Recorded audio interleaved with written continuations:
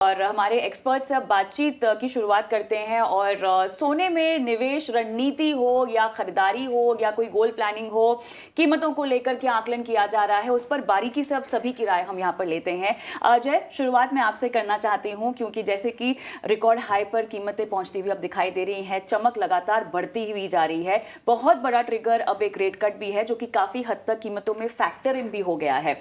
हम बारीकी से एक एक पहलू पर जाएंगे, लेकिन ओवरऑल कीमतों का ट्रेंड मुझे आपसे समझना है क्योंकि सोना एक सेफ हैवन एसेट भी है और लोग अपने पोर्टफोलियो में उसको हेज भी करते हैं। बहुत सारे फंड मैनेजर्स उसको टैक्टिकली भी अपने पोर्टफोलियो में रखते हैं, फंड्स में रखते हैं।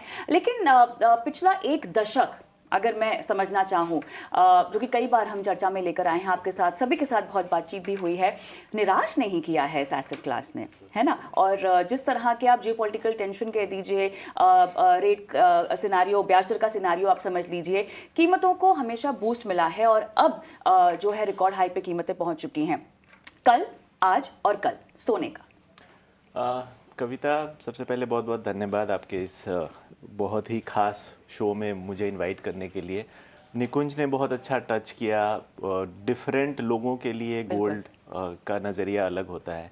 जहाँ तक मैं देखता हूँ, जब से मैंने अपनी कैरियर की शुरुआत की कैपिटल मार्केट्स में, गोल्ड हमेशा ही चर्चा में रहा है। चाहे वो ग्लोबल फाइनेंशियल क्राइसिस हो 2008 का या कोविड का समय हो, लेकिन हम लोगों ने ये चीज़ देखा है कि गोल्ड, चाहे वो हेज अगेंस्ट इन्फ्लेशन हो, चाहे आप उसको एक एसेट डाइवर्सिफिकेशन का टूल माने, बट वो हमेशा एक आपके पोर्टफोलियो को एक एंकरिंग इफेक्ट देता आ रहा है।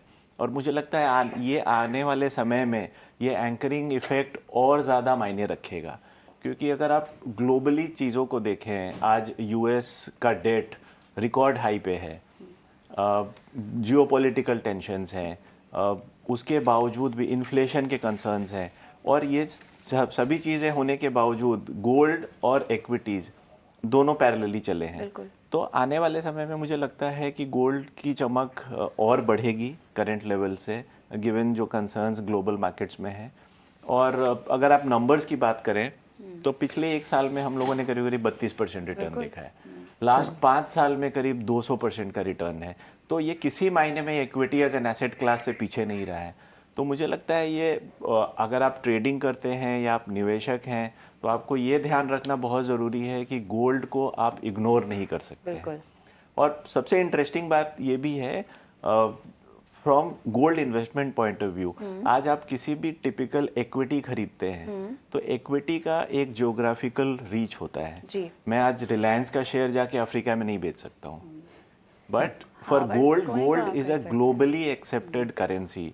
मैं आज अगर मैं गोल्ड होल्ड करता हूँ तो अनसर्टेनिटी के टाइम में मैं कहीं भी उसे बेच सकता हूँ। तो ये एक बहुत बड़ा प्लस पॉइंट है।